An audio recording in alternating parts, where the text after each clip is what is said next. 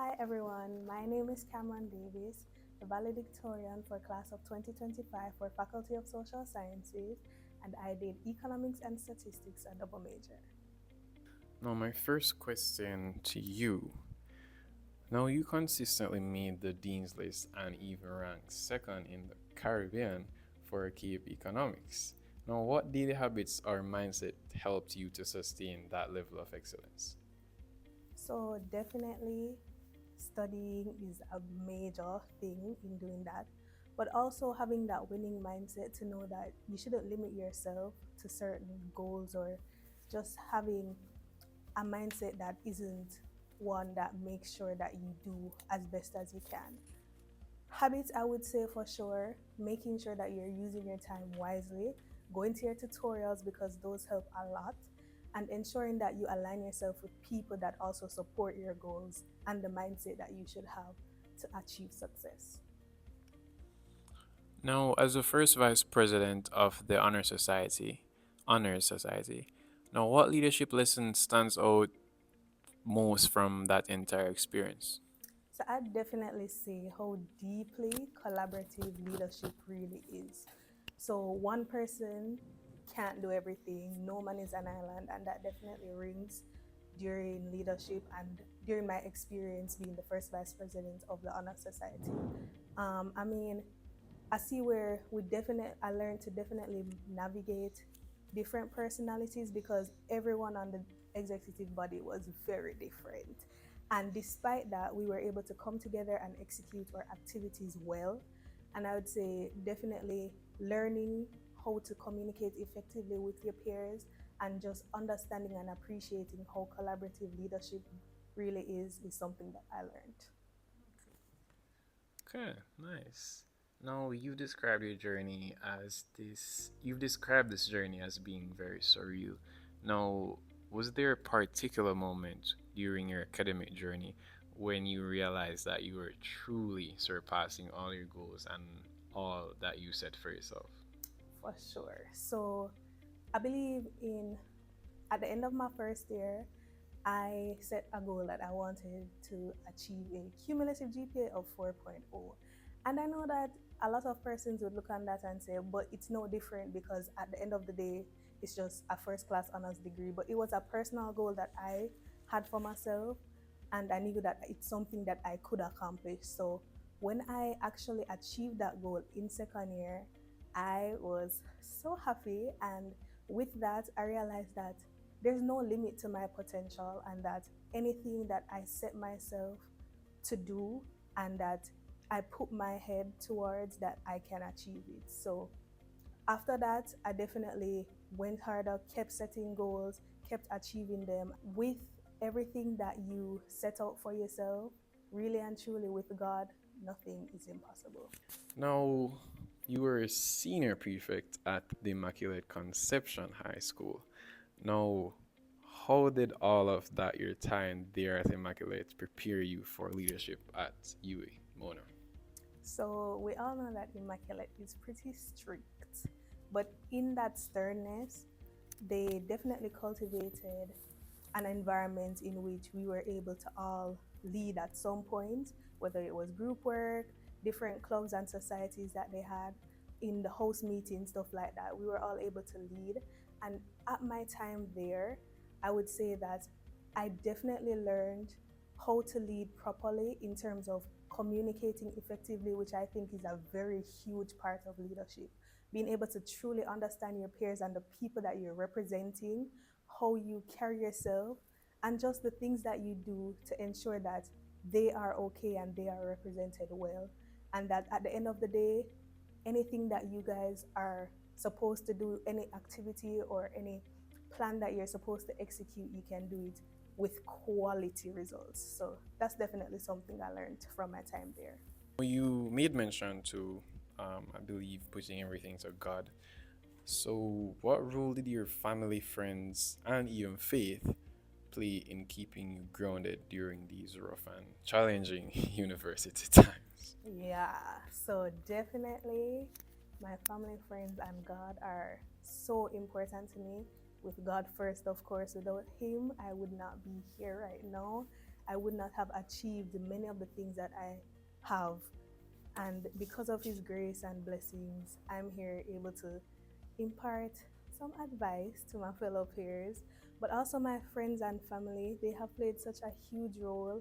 I mean, they've seen me in times when I didn't want anyone else to see me, basically. There have been a lot of downs during my time at university, and without them, I don't know how I would have gotten through. Just jokes that they've made, ways in which they've poured into me, prayers that they've whispered over my life are just things that they've consistently done throughout my years at UWI, and I'm just so grateful for them. Okay. Looking back, now, what was the most difficult academic challenge you faced and how did you overcome it? Or it doesn't even have to be academic, it could be just university in a whole. Okay, so for sure, group work. I mean, group work is so rough. It is. And when you're in a group with people you're not familiar with, it's even more difficult. And I would say that that was definitely a challenge I faced, especially being grouped with persons that you don't have any or much common ground with, or you didn't go to high school with, or you're just not familiar with in any sense. That was something that I kind of struggled with. And a mindset that I employed to help with that is just understanding that we all have different backgrounds. We're all from different places and we're all going through different phases of our lives, but we're all here to achieve one goal, which is the degree, and to get this group work done, to get this A plus or whatever grade that we aim to achieve. So I would say that keeping an open mind during group work was very important. And it helped me to get over that hurdle. Um, and just trying to meet people where they're at, trying to find some common ground and understand, being understanding and extending grace to your group members is something that definitely helped as well. Damn, you really know how to communicate properly. Thanks. I like that. Cool, cool. Alright. Okay, so you're a finance enthusiast. What really excites you about, or what excites you most about the future of finance in Jamaica and the wider Caribbean? So definitely it would have to be how quickly AI and technology are advancing. Just how interesting it will be to see how technology and AI are integrated into the financial sector in the years to come is something that definitely excites me about the future. I mean, as we know, it's very fast paced with technology, and finance can also be very fast paced. And just to see the careers that will become redundant, and also the career paths that will also open up during this, advancement is something that I'm very interested to see, and just how exactly using AI and technology can advance and develop Jamaica and the wider Caribbean. No, beyond the academics, no. What personal passion or hobby have kept you throughout your studies? Because I can imagine that sometimes everything can get overwhelming and so forth. So, was there anything you love doing throughout it all?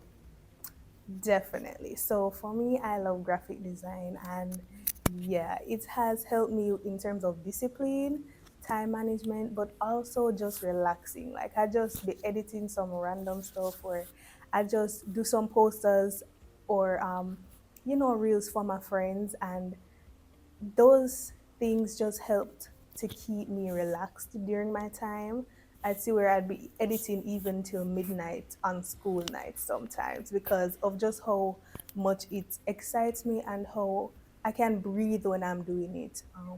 So yeah, that's definitely something that has helped me throughout my time. Finding somewhere or something to, serve as an outlet for you because boy, rough, and just having something other than academics to put your time into and have some type of passion for definitely helps. Two little things. Now, what advice would you give to a first year student who aspires to follow in your footstep? All right, so advice to first year students, I would definitely say use the time that you have wisely. Invest in the time that you have right now. Understand that what you're doing right now is an investment for your future. So every decision that you make right now will reflect on what happens later down in your life. And that's something that I wish I kind of knew before, but I'm also grateful at the point in time that I got to realize that.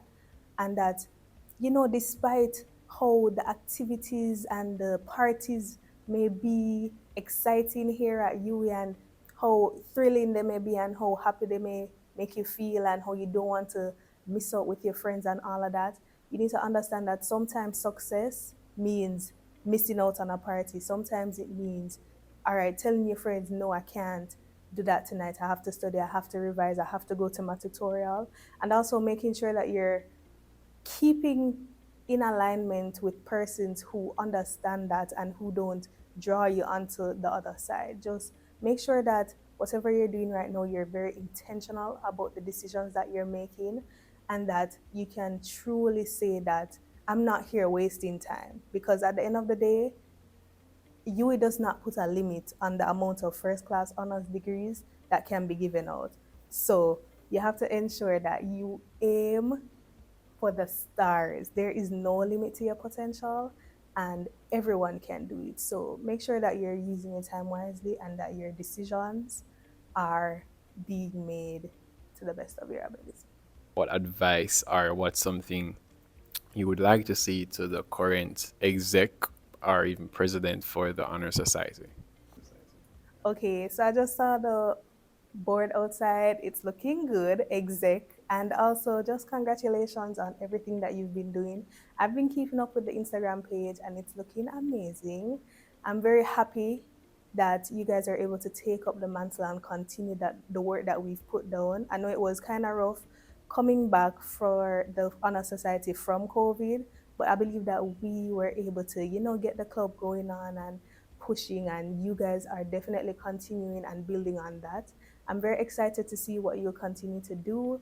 And for the incoming one for September, I hope you guys continue to just build on what we have and just understand that this is a safe space for the persons within the department who are, on the honor society. So just make sure that you create a safe space for all the members and somewhere where they actually look forward to coming to on a weekly basis. My name is Cameron Davis, Faculty of Social Sciences Valedictorian for the class of 2025, and everyone watching, continue to put your best foot forward.